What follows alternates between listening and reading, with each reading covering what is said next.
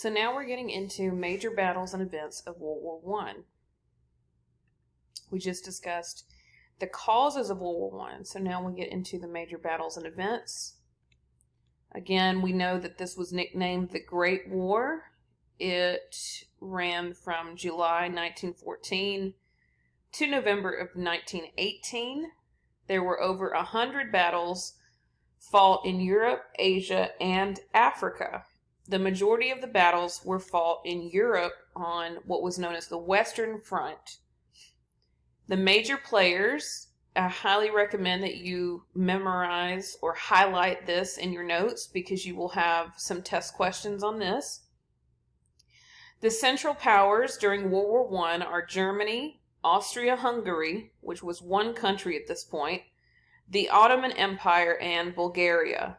The Allied Powers were Russia, Great Britain, France, Italy, Japan, and in 1917 the United States gets involved.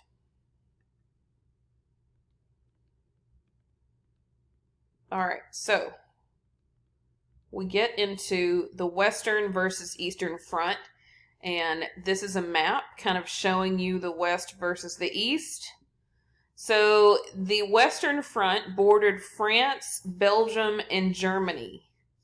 This was known as the Schlieffen Plan.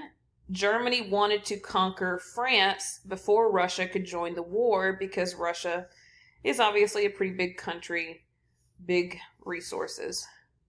However, the Germans were stopped before they could take Paris, and this is where we see the involvement of trench warfare.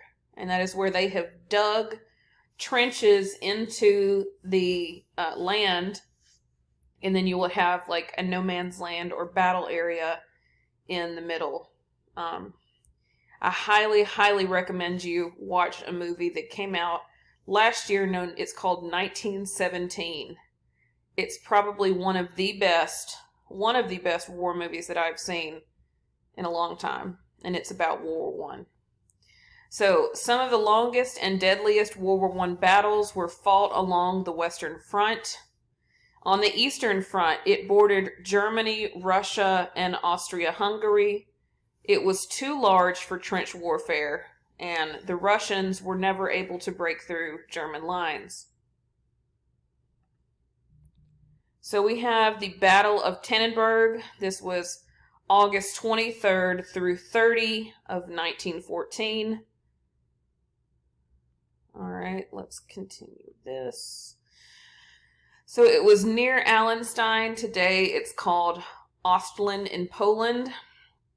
The battle was between Germany and Russia, and Germany was the victor. You would think that Russia should win because they had 206,000 troops, but it was mass casualties here. If you notice, there were 12,000 German soldiers who were killed and over 150,000 Russians. The outcomes were that Russian army never entered German lands again over the course of the war, and Germans were proving that they had a strong army that was capable of defeating larger opponents. You would think, again, like I said, that Russia, being the bigger country, the more people, would be the better, the victor, but Germany actually pulled through. So we have the first Battle of the Marnes. This was September 5th through 12th, 1914, and it was about 30 miles northeast of Paris, France. So it was France and Great Britain versus Germany. France and Great Britain combined had around 1 million troops. Germany had 1.4 million troops.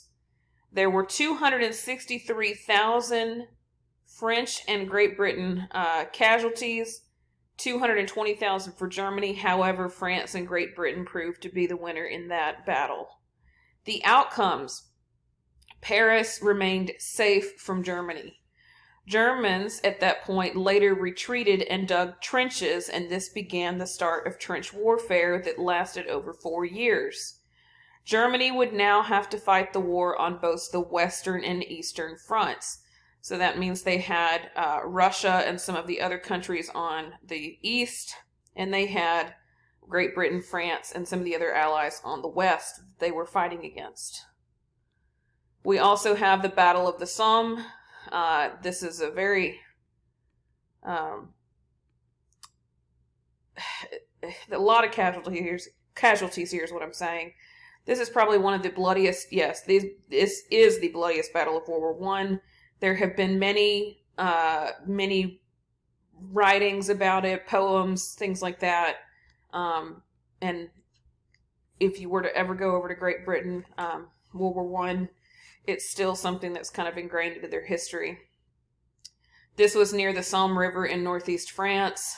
But there were, like I said, a lot of Great Britain casualties, and again, French casualties. So there were 1 million troops with France and Great Britain, 1.4 million with Germany. However, you have over 623,000 casualties and 500,000 casualties between the Germans. So this is a lot of death, a lot of blood. Why do some consider this battle a failure? Because if you notice here, there's not really a clear winner.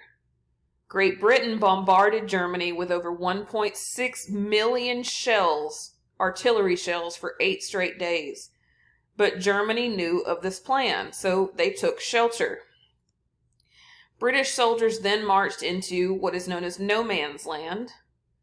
Over 60,000 British soldiers were gunned down. It was the single worst day in casualties in British military history. The Allies then gained 7 miles of territory after 2 years of a stalemate. So this battle continued. Okay. Now look, it says July 1st through November 18. Long time. It also says it relieved pressure on French troops at the Battle of Verdun.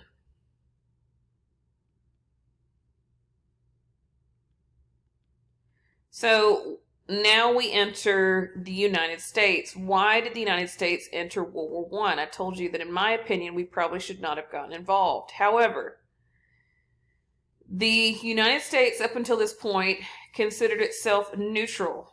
It didn't get involved, but what changed it? The United States joins the side of the Allies on April 6 in 1917. Supposedly, the United States entered the war due to the sinking of the Lusitania. It was a British ocean liner. It had 2,000 civilians on board, 159 Americans. It was sank by a German U-boat torpedo on May 7th, 1915.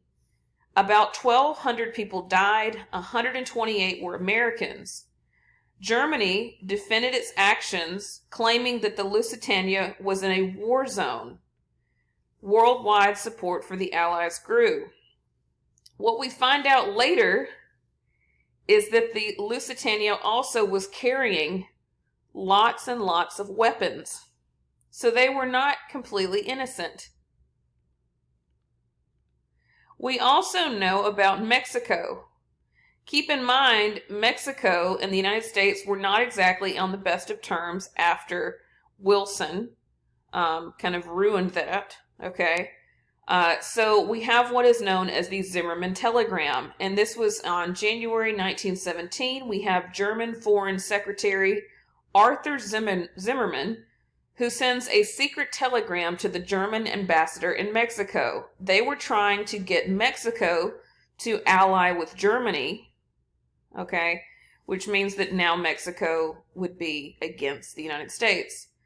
Germany would then help Mexico recover the territories of Texas, New Mexico, and Arizona. So they were trying to invade the United States. This telegram was intercepted and decoded by the British. U.S. President Woodrow Wilson asked Congress to declare war on Germany. If you are not aware already, a president is not able to officially declare war. If the United States ever goes to war, it is a decision that is made through Congress, not the president. We will talk about this more when you get to my government class next year. So, U.S. joins World War I, and we will stop there.